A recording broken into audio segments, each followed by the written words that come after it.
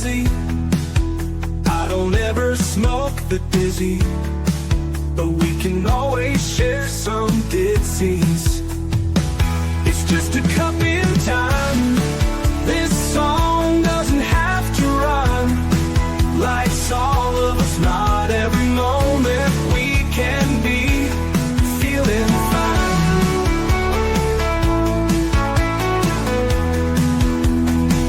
I wanna share a moment, just a second if you will, maybe even a cup of thrill.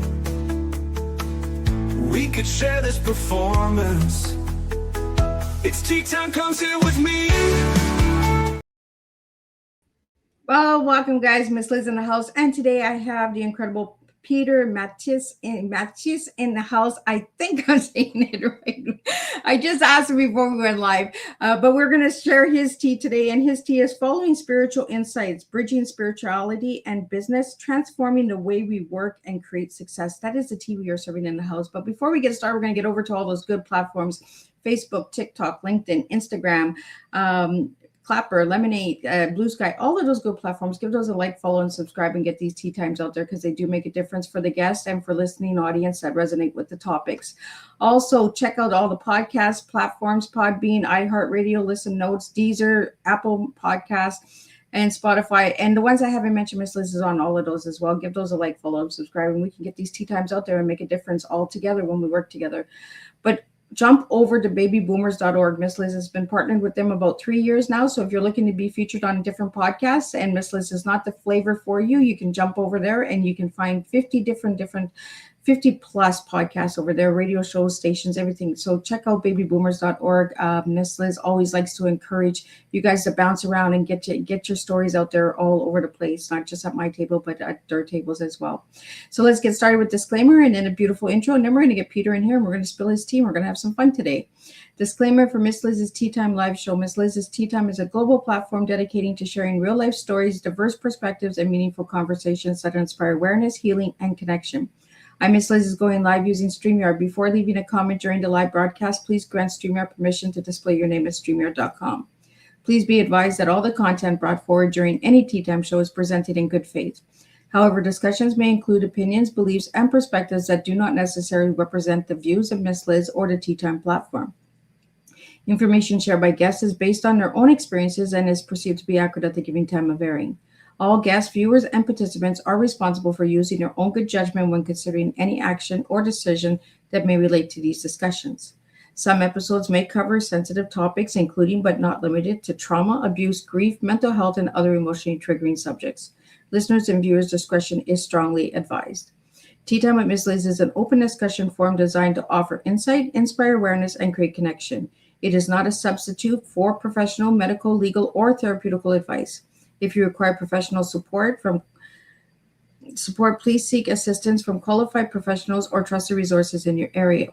If you have any questions regarding this disclaimer or the content of the discussion, you are welcome to contact me, aka Miss Liz, directly at my email at bookingmissliz@gmail.com or visit my link tree at Miss Liz's Tea Time. By choosing to participate in, comment on, or view these live shows, you acknowledge and accept this disclaimer. Your participation is entirely voluntary. I, Miss Liz, welcomes you to join the conversation with an open heart, and if at any time you feel this platform is not right for you, I respect your wishes and decision and welcome you back whenever you are ready. Tea Time with Miss Liz is serving truth and awareness one cup at a time. Well, welcome to Tea Time with Miss Liz, where conversations remind us that true success is measured not only by what we achieve, but by the lives we impact and the legacy we leave behind. Today's guest believes that business can be the force for good when it is built on purpose, integrity, and human connection. Please join me in welcoming Peter Matthies, entrepreneur, international speaker, coach, and founder of the Conscious Business Institute, where he helps leaders and organizations build businesses that create lasting impact while staying aligned with their values. Peter has dedicated his career to helping individuals and organizations move beyond traditional definitions of success by embracing conscious leadership, authentic relationships, emotional intelligence, and purpose-driven decision-making. His philosophy is simple yet powerful. When people grow, business grows. When leaders lead with intention, everyone benefits.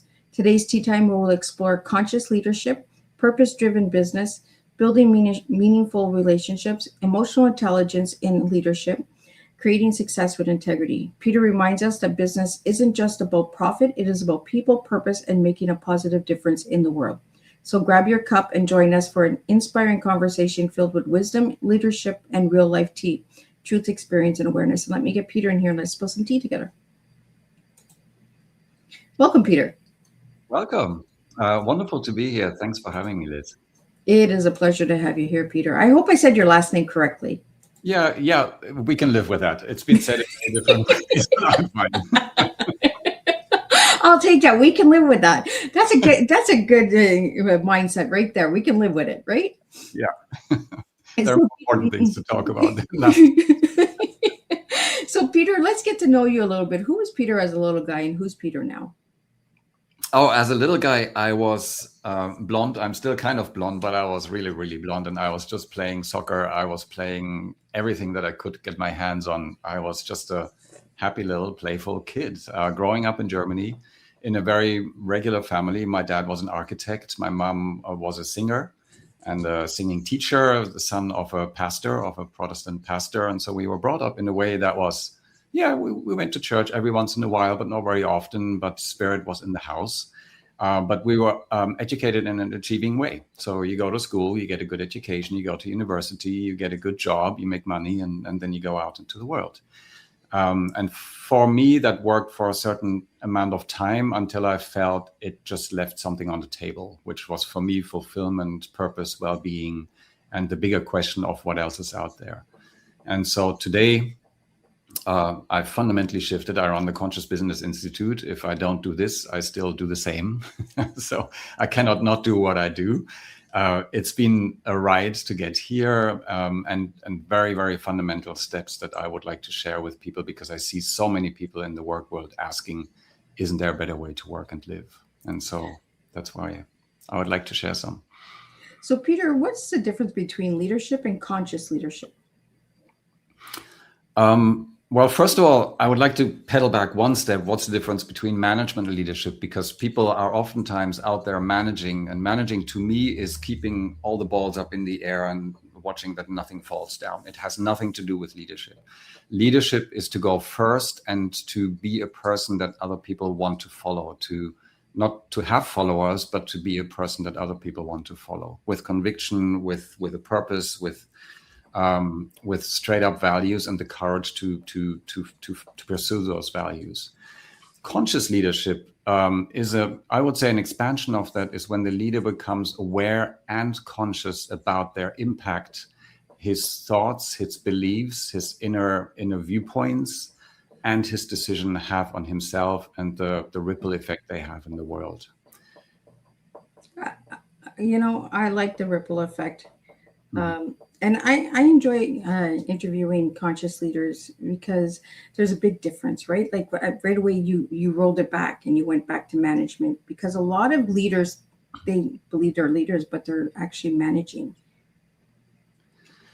Yeah, we were just out on a boat with a friend here in Santa Barbara, and she is one of the leading people in, I'm not going to name the field, and you might actually find her, but in the research field. She has 60 researchers. She's traveling all over the world. I mean, if it comes to smart, if it comes to achieving success, she is top of the line. She's in Washington, D.C. all the time and advising people all around the world. She's really amazing, but she says, I'm bloody miserable because I'm managing all these things. I need to keep my people employed. I need to do all these things. And doesn't get the time to lead, to go ahead and say, this is the purpose, this is what we do, to empower people to step up, because she's just firefighting basically.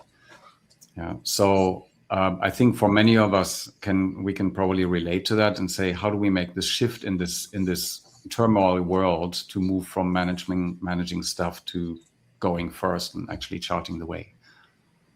Well, Peter, you had a reading from what I've been told, and what happened during that psychic reading that changed your life forever? It was in 1996. My ex-wife and I lived in Carmel at the time, and we were traveling around the world to look at people who lived off the beaten tracks, at shamans, at kahunas, at psychics, at musicians, at very successful business people, at artists, and kind of had interviews with them, 96 of them all around the world, and asked them, how do you live different? How do you live life? Why are you in the flow while other people might not be in the flow? And many of these individuals pointed us to a person in Carmel, Rob, which my wife first met, and then she came back home and bounced around like a rubber ball. And she says, you have to meet this person. And so I followed her advice. And I sat in front of this individual, and for 2 hours, 3 hours, he told me who I was, who my soul was, who I was authentically. And I felt seen because it resonated so deeply, so truthfully, that it completely changed my life. Because of two things. First of all, because it's the biggest thing that we can give to anybody is to truly see them in their soul. And secondly, when we do that, it allowed me at that point to actually step into that and to live that kind of a life. So it was a watershed moment in my life, for sure. Well, we have a question here from Jason for you, and it's, Peter, did you ever imagine your journey would impact more than 80,000 people? I did. I did. Of course, at that time, I was sitting in a plane. I was about 26 years old, and I was kind of, at some point in time, I want to talk to people and I want to impact people. I never had a number, and it didn't matter to me, but I wanted to talk to audiences because I thought it would be important to share some of the ideas that I had. The 80,000 people came through the back door because we have partners that market our programs and that sell our programs out there, and they sell into organizations, and so it just ripples out there. Not directly my control, but it's a good question. Do we set that up, or do we just hold an intention? Maybe. Was it a goal of yours to reach 80,000 people, or do you have a higher number?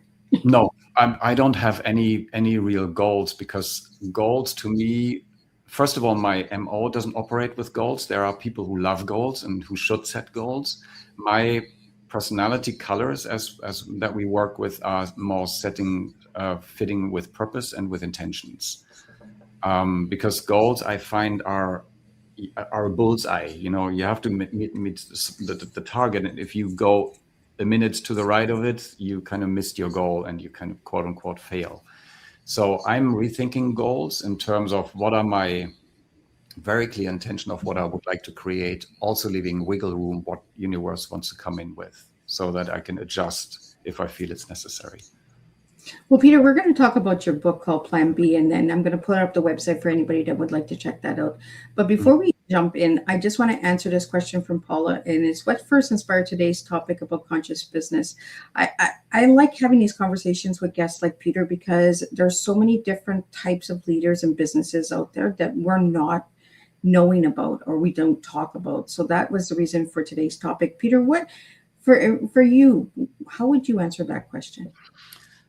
Maybe two questions. I think there are a couple of areas, 3 areas in our life that really are the make or break points. And it's health, it is love, relationships, and it is money. And if we want to change the world, if we want to make an impact, to me, one of the biggest breaking points is money. Because if we would make money in a different way, if it came from a sense of abundance, we wouldn't need to pillage the planet and screw other people over or build companies that nobody wants to work in. So we can be conscious on the yoga mat, but if we get off the yoga mat and back into the business office, I feel that's where the rubber meets the road. And that's where we need to start addressing, higher principles now. Absolutely. And principles over goals. I'm the same way. I don't like goals because goals are like kind of like resolutions, like on New Year's Day, right? So you say, I'm going to quit smoking on January 1st, and then you don't quit smoking. So kind of like a goal, and I find that a lot of people go to the extreme of goals. Keep them simple, keep them small, but start off. But we have people that are jumping into the river with huge goals, and then they're wondering why they're failing, why they're not. Yeah, it can be a setup, because we are taught in the world, just set goals and work hard and get to them and you'll be happy. And it's rubbish, because otherwise we would all live in big mansions, drive beautiful cars and don't work anymore. Yeah. So there's something that we've been told in our society, which is just a setup. and it's not making us happy, and it's not getting us to where we want to get. So, right. And I hear that a lot from a lot of people that are successful with the money and the house and the cars. They feel empty inside because they've worked towards the goal. Once the goal is done, what do they have to work for? You know? Yeah, and on the flip side, if you look at some people, look at Oprah, look at some other people that you might know. If they wouldn't work, they would still do the same. They don't do it for the goal setting, for the money, for the carrot at the end of the road there. They do it because they love what they're doing. And this is a message that I would love to leave with people is, can we rethink success in a way that we can expand into our authenticity, so that we can find what we love, what we're doing, and expand into that and find a flow that makes us money as well as joy and fulfillment. How can we create more of that? Well, I think the whole ideal is the purpose, right? Find the purpose for why. Yeah, find the purpose. And there's something else to it, because my wife runs a nonprofit, for example, and she is on purpose and she's 12. So she is fully on purpose. But she's also at a time where she was burned out. And I see that in a lot of nonprofit leaders, is that they're following their purpose and then they're overworked and they're burnt out and not happy. So there's another component that is part of this that we need to address. Yeah, absolutely. We have a question here from Thrive Time Show. Was leaving Germany the hardest decision you ever made? Good question. It wasn't. I came over here, then I went back to Germany and worked as a venture capitalist. And then 5 years later, I left again, because I live here in California, and that for me is a place where I can be creative, where I can be more free. And so I wanted to come back here.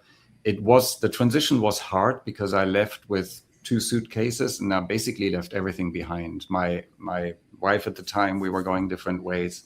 My career as a venture capitalist, my environment, and started with 2 suitcases here from scratch, basically. And of course, the first few months were fantastic. I had some money in the bank, the sun was shining, I had total freedom. But then it hit me and said, oh my God, what have I done? And then the following years, they were actually very, very challenging to decide what I want to do and to set up the Conscious Business Institute. Well, Peter, let's talk about the book that you've written, the book called Plan B. I'm pulling it up. If you could just describe for the audio listeners what we're looking at. This is a book that is basically describing why our current model of success is making us suffer, that we've all been told a model that is not designed to make us happy, and what we need to shift to, that these individuals that I talked earlier about are already living by, consciously or not, what we can shift to as individuals or as a business if we want to live with more fulfillment and authenticity. Yeah. And how to carry this into the work world, of course. So when we're looking at the cover of the book, how did you get the cover? Because it's very simple, but it's very direct. So it was funny because, the circle is the logo of the Conscious Business Institute. I just love it. It came to me during a dream at some point in time when I founded the Institute. It's the sign for being, for inner centeredness and being. So I have always liked it. I always wanted a clean cover, white with red. I had it in my mind for some reason. Plan B, I don't know how it came up. I was going through titles, and it's about being instead of doing, to come from a place of being, which is a consciousness shift. And then I was sitting around with my family, with my nephews and nieces for an afternoon in Germany, barbecuing and having a good time. And then we were deciding about the subtitle. And my niece is very good with words, and she came up with this subtitle that I liked. So that's. I always love hearing how the titles of a book come along, right? Because a lot of people think, oh, it was just a business, meeting, and we all put it together. But I love that you had your family involved in the title of the book and that as well. Yeah, we kicked it around a lot, and it took me months to kind of hone in on it. Is it the ideal title? I don't know, but it sits for me. So we have a question here. What was going through your mind when you packed just 2 bags and moved to California? I felt liberation because something very strange happened. I want to tell the story a little bit, because I was working in my venture capital office and I wanted to leave. I wanted to go back to the United States, and I was working with a psychic at that time, with a medium. and psychic. And she said, hold off, don't tell them, because in Germany we need six weeks before the end of the quarter kind of to give notice. And I was past that time and said, I can't leave. And she said, hold on, they tell you to hold off. And so one day our two bosses didn't come into the office, and they came in the afternoon and they said, we just got notice, we have to close down the office. And everybody's like, what? And I was like, yay. And when can I leave? And what's the severance payment that we get? So, I'm already ready to go. so I was ready to go. I wanted to leave by March 31st, 2003. And I left by March 31st, 2003. And packed my bags. I was super excited to come back to California. I mean, that part was the easy part. Again, that was easy. Exciting. Well, we have a question here for you, Peter. Is how was the ideal of the Conscious Business Institute born? It came to me. I was sitting on a plane in Newark when I was giving a workshop in New York about purpose, and then flew to Charlotte to attend another workshop. And I sat on the plane 6 o'clock in the morning in Newark Airport, woke up at 4. I was tired, so I sat there with my eyes closed. And in this half doze, the name Conscious Business Institute came in front of my eyes, and I got a download of what it's supposed to be. And in a second, I was wide awake. I thought somebody poured a bottle of water over my head, and I was wide awake and said, this is what I want to do with my life. So I had a download for about an hour. I went to sleep again for a year before I had the courage to do it. But then something changed in my life. I put a 2-pager together, sent it to a person that I knew, and she said, I'm going to be a first person on the board. And within 2 months, I had 16 people on the board. So wow. It came to me rather than the other way around. And if it would have come like half a year earlier, it would have passed me by. I would have not been in the place to take it. So well, Peter, let's get into your tea, because your tea kind of takes us into the travel of understanding why you did what you did. The beginning of your tea is following spiritual insight. Was the insight easy to follow? No. I had my own insights and followed the breadcrumbs, but I was very much out of my authenticity. I was an electronic engineer in the finance world. Meanwhile, I'm a people's person, understanding human behavior. And it was very, very stressful for me. I could do it, but it was very stressful for me. And so when we're out here in left field, having gone down a path for many years, I didn't know what my authenticity was. And I wasn't connected very much to spirit at the time. But I had my mentors, I had my guides, and I followed them because something rang true. And so when I quit, when I left, I remember I was in Stinson Beach. I was driving with a motorcycle through California, and I woke up and I freaked out and said, nothing's working out. And I cursed.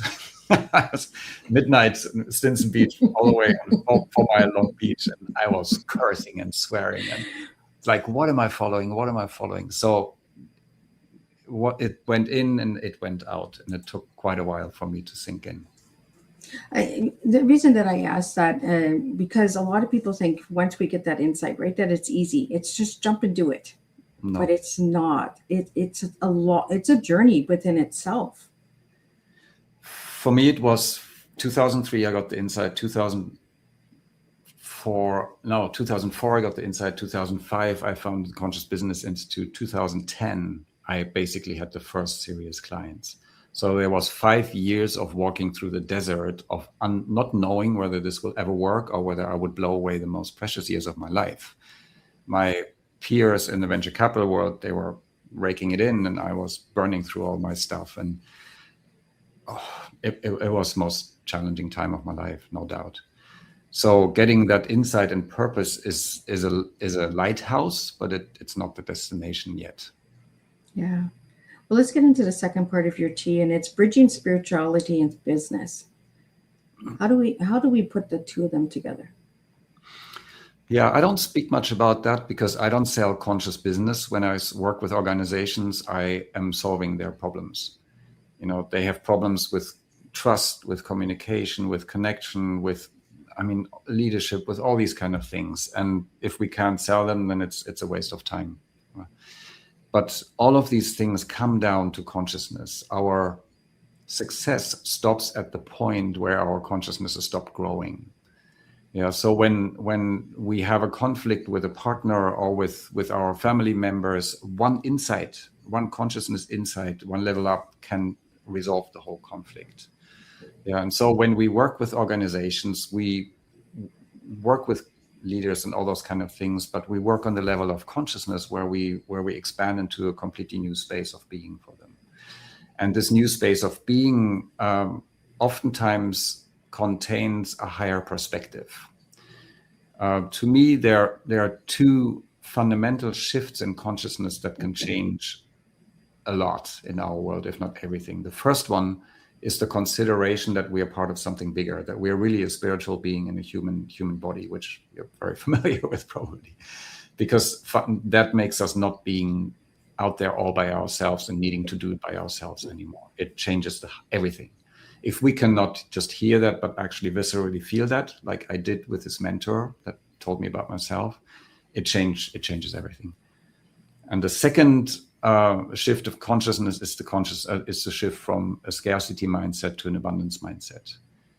We've all been educated in the mindset of scarcity: not enough time, not enough money, not enough love, not enough, whatever you name it, right? Every day.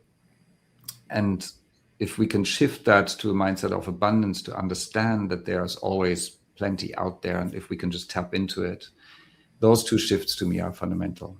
And these are really spiritual principles, right? So that's how we can bring it into the business world in a very practical and very day-to-day way. Well, we have a comment here that I'd like to read out to you. Is one thing I really appreciate is how Peter talks about business and humanity together instead of treating them separately.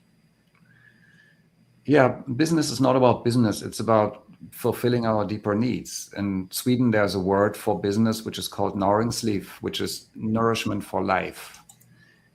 Business is not to be busy. Business is to, it's the most beautiful thing if you think about it. It's a way to be creative, to create something together with other people that's bigger than ourselves. If we can remember that, it's really, really beautiful, right? We just get sidetracked. Absolutely. And the last part of your T is transforming the way we work and create success. So tell me a little bit about how we can work together to create the success stories that are good for us, because everybody has a different success story.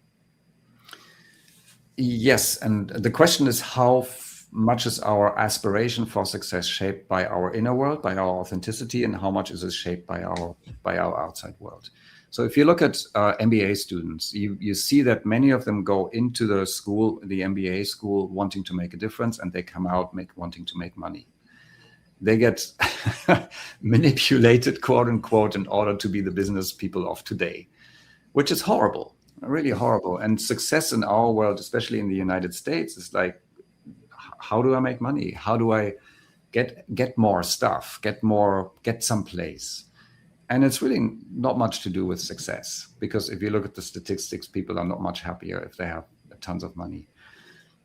So can we rethink what success really means, which includes abundance and includes financial well-being? That's really important. We need to live. Sustainability is a hugely important thing. But can we define success as the ability to express who we are really here to be in this world, and step into flow or step into a platform where we can thrive with that? Because it's really what we want to be as human beings. They're human needs that want to be fulfilled. One is our need for self-expression. We want to be ourselves. If that's clipped off, frustration happens.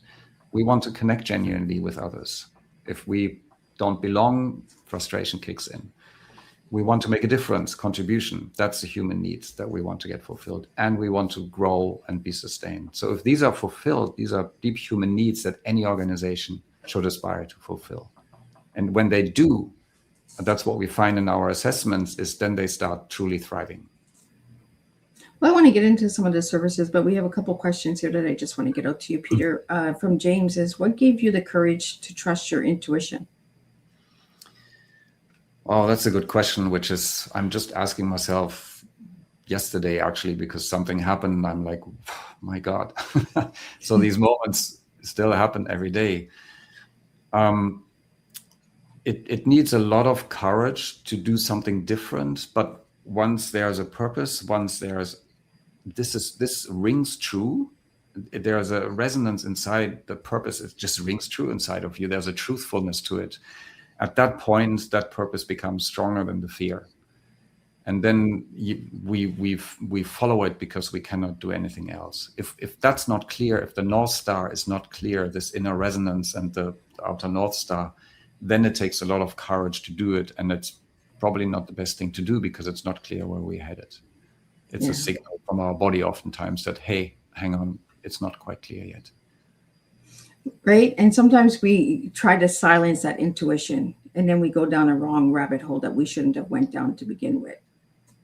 Yeah, oftentimes that's the case. So especially now with AI accelerating it, because AI is a huge accelerator. It accelerates everything. If we run against the wall, it accelerates how we run against the wall. And if we create our authenticity, it accelerates how we create our authenticity. So the starting point from which we use AI is extremely important. The clarity from which it comes. Because if we are not clear, then we're going off into a different direction that leads us to a place we don't want to go. So more than ever, I believe it's very much an opportunity for us to check in with ourselves and say, who am I really here to be? What is my authenticity? Does this ring true for me? Is this something I want to contribute my time to? I like that question. Check in with yourself. For all my listeners out there, check in with yourself and see if it feels aligned.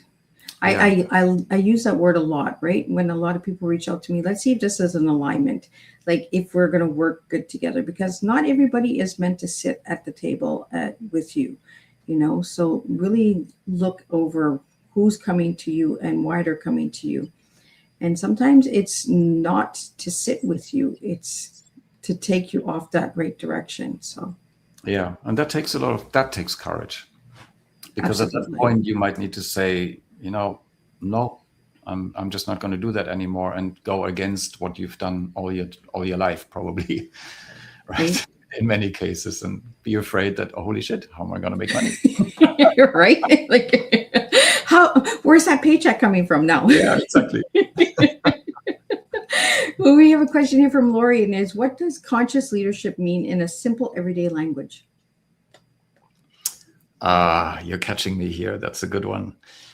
I always say that a conscious leader is a person who is aware and conscious about their beliefs, their actions, and their emotions, and takes full responsibility and accountability for their impact that they have on themselves and the world around them. And you can see that is not the case with many leaders. There's throw something into the world and there's a ripple effect that's not very positive. And I don't see people taking accountability for that. Absolutely. I agree with you 100%. There's no accountability in today's world with a lot of leaders. I wish they would take accountability and responsibility for their actions. We have a question here from Realtor of the Week. What advice would you give someone who's stuck between security and purpose? What a good question. I mean, it's all the time. I mean, everybody grapples with that. Two things. The first one is to look at purpose. The second one is to look at security. The first one to look at purpose is your purpose clear enough and defined enough and rubber on the road enough? Does it actually stick on the road? That when that's strong, when that's very clear, when the commitment is there, when the capacity is there, when the capability is there to go towards that purpose, then you will move more towards that, and security becomes a secondary issue. Secondly, looking at security is like where this is a classroom for overcoming fears. This life here. So when we all want to have some security, and we need to be secure to some extent, because otherwise our fight and flight mode kicks in. But how far is this security too much fear that wants to be addressed in your world to claim your authentic power? Yeah, how far is it real, and how far is it just a story that's made up in your head? So to focus on these two things and to sit with them and to allocate time for that, not thinking that it's a waste of time, is maybe very powerful. Well, Peter, I'm going to jump back into the book, Plan B. I'd like to know more about the CBI programs. Mm-hmm. If you could tell us a little bit about that. Yeah, the CBI programs are pretty much all based around a framework that I received in a meditation in 2008 and then validated with a lot of organizations about what really makes a thriving organization or what makes a thriving life for ourselves. And I mentioned it earlier, that these 4 areas that need to be fulfilled. The first one is we want to fully self-express. Right? We want to show up authentically, which poses the question, what is our authenticity? Are we really authentic, or are we just thinking whether we're authentic? I have yet to meet a person that says I'm not authentic. And yet, I had a completely different sense of authenticity after I spoke to this individual that saw me. The second thing is we all want to have fulfilling relationships. A successful life is based on the quality of our relationships. So we want to have belonging. We want to have connection. How can we create that in an organization? The third thing is we all want to contribute something. So what's the purpose of the organization? And the fourth one is we want to make money, we want to be sustained, we want to grow. So that's the money part of it. So if these 4 quadrants are fulfilled, there's really nobody that wants to leave the company. And so our programs are designed in a way that they focus and fulfill these 4 quadrants. We have a Conscious Business Master Program that goes through the whole journey with leaders, with individuals, with whoever is interested. Or we create programs for organization where we focus on these quadrants separately or together as they want. Our measurement tool measures these 4 quadrants and sees where an organization stands in those. And we can always find that when these are fulfilled and created by the leader purposefully, that the organization starts to thrive. So, Peter, do you work with just the United States, or do you work globally? I work globally. We have clients all over the world. And what country is the most that you work with at this point? I work a lot in the United States, of course. We work quite a bit in Latin America these days because we work with a large organization and they have a Latin American base. And a lot in Europe because of my background and because Europe, how do I say that? Europe is looking at different ways. And Europe has gone through a lot of stuff. It's not a young country, a young territory. And so people are like, nah, let's do it properly. Let's not wing it. Let's do it properly. And so there's a deep interest when we go in for deeper topics. Do you find in today's world that the old school learners are bucking heads, or are they open to change?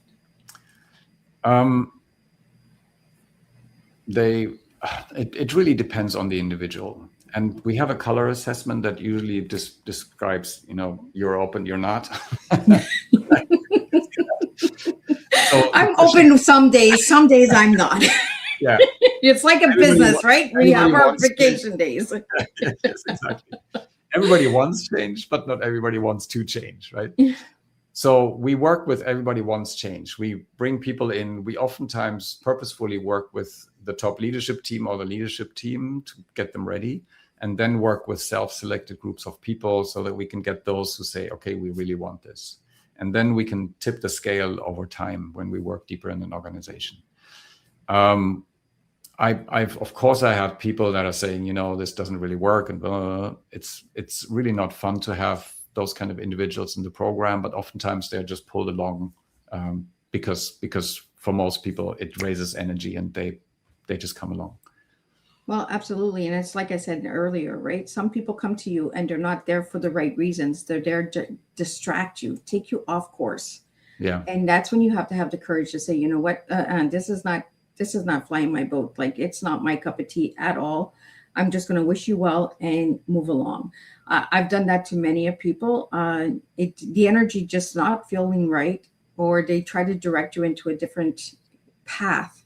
And the purpose is pulling you, and the intuition is saying, no, don't listen.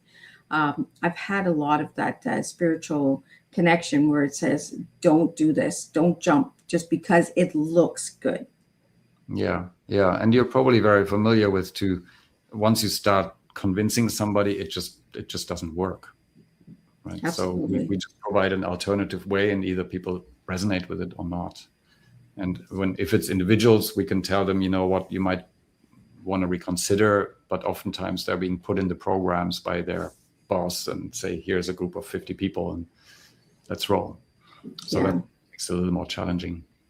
Well, and that kind of shows a business too, right? Who's really serious about change and who's not serious about change, because it's also good to have that feedback of somebody that's not interested in it or doesn't believe in it, right? Because those are the ones that usually get the most out of a program, is because they go in with that closed mind, but at the end of the program, they're like, oh, okay, now I have a different perspective of what first came to the table. Yeah. And again, you're absolutely spot on there. One thing that's critical is to pick them up where they are, is so to understand the challenges that they're going through these days. And it's a lot these days. So what's realistic at this point in time for many is a consideration too. I like this comment here from Daniel. It is, I appreciate how practical these ideals are, even though they come from such a profound personal experience. I find that's where we learn the most, is from our personal experiences and personal life lessons that we get. And that's where we really grow in business, for myself anyway. How do you feel about that, Peter? Yeah, if it's not, I appreciate that, Daniel, really. That's what I hear from other people too, is that's why our programs work, because they are practical. Otherwise, it would just be philosophy and I could teach at a university or somewhere. Not that it's bad, but it's oftentimes just doesn't hit the ground. And this is for everybody who's going through rough times. It's my own rough times that have informed this, what has helped, what has worked. Me hitting the streets and going, holy cow, what am I doing here? And then to be able to speak from that point, because otherwise it would just be hearsay. So when we feel a rough time, don't waste the opportunity for building your truth strength. Yeah. So Peter, could you tell me what CBI stands for? Conscious Business Institute. Okay, and you have a personality assessment on the website. Is that to show people if they're open or closed, or what can they get from that test? Do you mean that color assessment? We have several personality assessments. I have the CBI personality assessment. That's all I have on my paper. So yeah, as part of this first module where we speak about who you are authentically here to be during this lifetime, we have a range of personality assessments. One is who you're here to be, how you show up in the room. The second one is your personal magic, which is what is the gift that you're here to express, which brings you into the flow of life. The third one is your essences, really why you do everything. And then the fourth one is what keeps you away from that. So our emotional behaviors. And the one that you're talking about is what I received from this individual in Carmel at the time, which is it's our personality colors. And I can just give you a brief example. I'm a violet yellow with some tan, and violet are purpose-driven leaders. You have violet, for example. So you're about purpose more than about goals. Violets are visionary people, visionary like Martin Luther King, like Nelson Mandela, like Gandhi. These individuals, if you ask Martin Luther King, what's your goal? He says, I don't know, I have a purpose, right? How do you? That's what I always tell everybody. I don't have a goal. I have a purpose. Like my purpose is to serve tea. I don't understand it either sometimes. And I'm just like, what the heck am I doing? Like, you know? And, yeah. And then I keep coming to the table with teas. Like, but I'm like you, Peter. I get to that moment where I'm cursing and swearing, and I'm just like, I'm tired of tea. Like, why do I have to do the tea? Like, why can't I do the coffee? Why can't I do the hot chocolate? Why does it have to be tea? But it's not the beverage. It's the storytelling. It's the teaching, the educational awareness. It's words and creating that connection with individuals around the globe, all walks of life, you know. And until I started understanding that, then I was just like, what the heck am I doing? Like, why do I have to do this? Because it's who you are, right? Yeah. It's just who you are. And as a violet, we share this personality color. We are the purpose-driven individuals. We are change makers. We are the teachers. We are out there seeing that the world could be led in a different way. And we cannot not do it. It's our job is to jump off the cliff and then just do it and just learn how to fly that way. The greens, on the other hand, is the more traditional color. It's the famous American politician has a lot of green. Bill Gates is a very empowered green. It's the goal-setting people. Lot of time successful in business, successful in politics, because greens set their goals and they get to their goals. They achieve their goals, and especially they're so clear in their goals that other people say, "Oh, he's going to get there. I'm gonna go with him or her." So the green is more goal setting. It's the more traditional business color, and we are in a transition since the 60s, 70s with Martin Luther King, Gandhi, Kennedy, those kind of individuals moving more towards the violet age. So now all the children that are being born, they're purpose driven. They're violets. Everybody wants to have a purpose. So it's an evolutionary transition that we see in our culture, in our society. Yeah, and then we're moving to another one after that. But so it's not just us doing our thing, but that there's actually a bigger evolutionary picture happening here. So Peter, when you got your colors told to you, were you surprised? Yes, and I'd never heard that before, and it nailed me. It totally nailed it. I said, that's me. That's me. And I've been, the conflict for me was that in Germany, if you have a vision, you need to go to the doctor. So we're not educated. Go check your head. Yes. So we're educated to be responsible, to be accountable, to be all those kind of things. German, right? Many of us are educated that way. So I was living my tan, which is very pragmatic. It's structured. It's 1, 2, 3, 4. It's the engineer in me, which I can do, but only have about 15 to 20% tan, much more violet. So I was never allowed to live that violet. And so I felt a deep conflict inside of me. Plus the tan is like responsible, and the yellows is like yellow belly, California, sunshine, joyful, lightness, those kind of things, playfulness. That wasn't allowed to be lived in the business world. And so I didn't quite live two of my colors, which left me very frustrated. And when I go to California, which is much more of a violet yellow country or state, I'm just able to live much more of myself. And so I'm balanced much more. Yeah. So Peter, after learning your colors, were you able to have that fun? Were you able to release, or did it take you time to get into those colors? It took time, but it allowed me to shift. It allowed me to bring it in to the workplace because I realized it's a part of me. I have an interesting client because he's at BMW. He was supposed to be promoted to a vice president level, so pretty high up. And he was, of course, I'm not allowed to be my yellow here. I'm not allowed to be joyful and playful. I need to be serious. So he lived as green, he lived some of his violet, but he didn't live as yellow. And his superior says there's something that we don't trust in him. So he didn't get the promotion.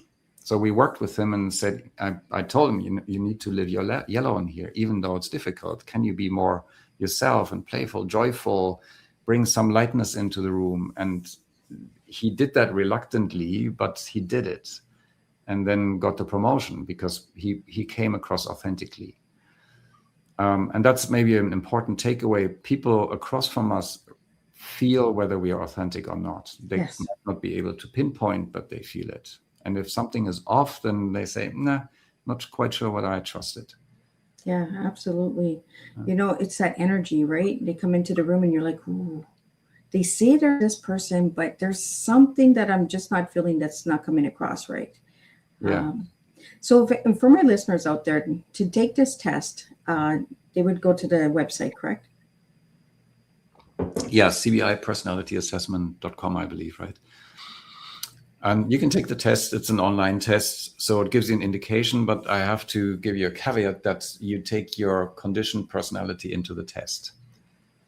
So I oftentimes use it to get people's conditioned personality, and then we do the work together with Rob and find the real colors, and then we have a conversation and say, okay, what needs to expand here? So what services does a Conscious Business Institute offer? We offer coaching. We offer the master program. We offer corporate programs, and of course, the book. And we have we have assessments where we assess company culture and leadership inside of organizations. So basically, we work with individuals selectively because there's not too much time to work with everyone who wants to expand into their fuller being. And we work with organizations, teams and organizations to help them thrive. Well, we have a question that just came in for you, Peter, and it's how can leaders balance profit with profitability? Balance purpose with profitability. Yeah, that's a good thing because a company needs to make profits in order to survive. It needs to be sustainable, of course. But the question is which one do you put before the cart? Yeah, I give you an example. We were at IESE, which is a European business school in Barcelona, and the dean of the business school was sitting in one chair and 3 younger entrepreneurs. They were all making $20 to $150 million in their business. So very successful young entrepreneurs. And they talked about purpose. And they said, it has this purpose. We sold our company. This is what we want to achieve. And this person over here, he just didn't get it. He said, but how do you make profits? And they're like, don't you get it? We have a purpose and the profits will follow. So everybody was cringing in the audience because it was visible that these few young people, they were convinced internally in their consciousness that once they follow their purpose, profit will be a result if we do things right. For this individual here, the dean of the organization, it just didn't compute. It was not a possibility. He was in a different room altogether, in a different room of consciousness. And so that's the work that we help people with, is to move from this room of consciousness where things are limited to a different room of consciousness where suddenly something new opens up. Good question. Thank you. Really appreciate it. Another question that just came in is, what misconceptions do people have about spirituality in business? A misconception that it's poofy, that it's all woo-woo. And oftentimes it is. I know a lot of people that are very woo-woo and trying to bring it into business, and it just doesn't work. Spirituality is something that's way out there, but it's also very, very real in the world here. And if we can't quite build that bridge, then it just doesn't stick. And what message would you give someone standing at the edge of a life-changing decision? It depends on the decision. And any more info about the life-changing decision? No. A career change or a life-changing decision can be jumped can be a lot of things, right? Having a baby, moving away. I would just generally say, check in. If it genuinely pulls you, explore and lean into it. Because if you don't, it'll pop back. It'll come back in a year or two from now. That's when it pulls you. It will come back. Right. If it's just there one time around, then it might just be a fantasy. Right? We don't know because you guys haven't went deeper. You just said life-changing decision. So whatever your life decision is, just follow your intuition on this. You probably already know the answer. That's what I always tell my kids. You probably already know the answer. You're just probably scared of the answer. Yeah. And if you have somebody that you trust, I mean, many coaches go down the normal route where I say, well, what would you do in here and there? I would maybe talk to somebody who has a higher perspective and the feet on the ground and say, I went through this myself here, and somebody who can really kick this around with you. And it goes back to this question: how does conscious business truly? What does conscious business truly mean to you, Peter? To me, there's really no conscious business. There are conscious people inside an organization. And as I mentioned earlier, once people, every single issue inside an organization comes down to a consciousness issue.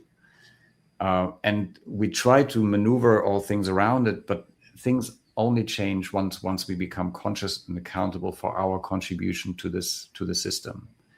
So a conscious business is where individuals, the leaders and the employees become conscious and accountable to their own contribution to the system, to the organization.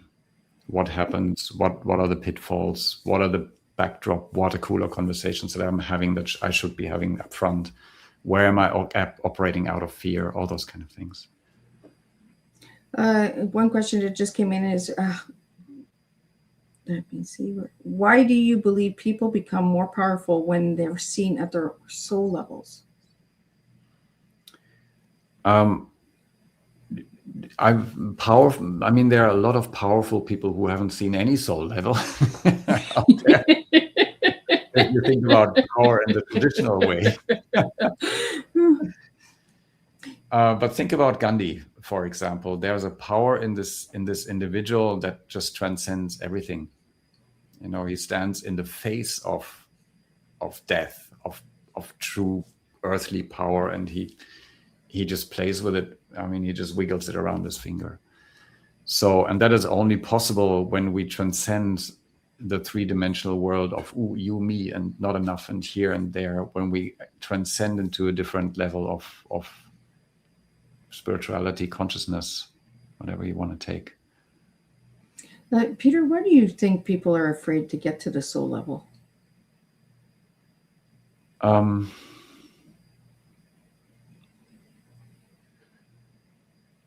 I'm just checking in here. What pops up is that it's uncertain of what's there.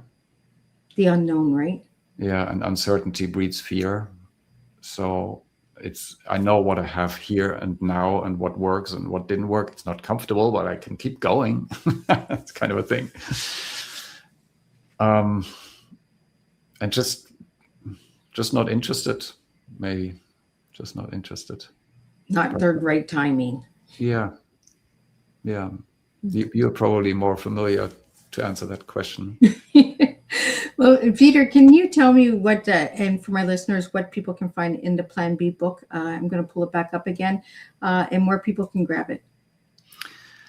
Yeah, I mean, you can grab it at plan-be.us, which is down here, or planbe.live. And it's really, if you rethink anything in your life where you feel this has been challenging, this has been a struggle, this has been, I want to transform, I want more purpose, all of these questions that we hold and oftentimes don't really find an answer for, there's a system that we're following. It's just not helping us, and we reveal the system in Plan B, and we offer another system there, which people have followed, and it seems to work. It's a different success approach. It's an understanding of who your authenticity is and how you can bring it into the world. And where can they find this book? It's on Amazon. It's everywhere in the normal online shops, and also on this website here, plan-be.us. And what would your final message be for the listeners today?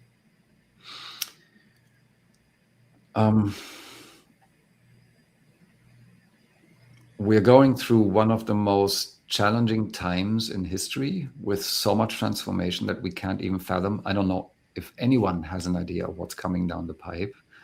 So what we see is that fear is going through the roof, stress is going through the roof, people are checking out left and right, includes dying and all those kind of things, getting off the carousel. And so at this point in time, it is more critical than ever to keep our center and to keep our sovereignty, and to be self-centered in terms of, I have my own center from which I can operate.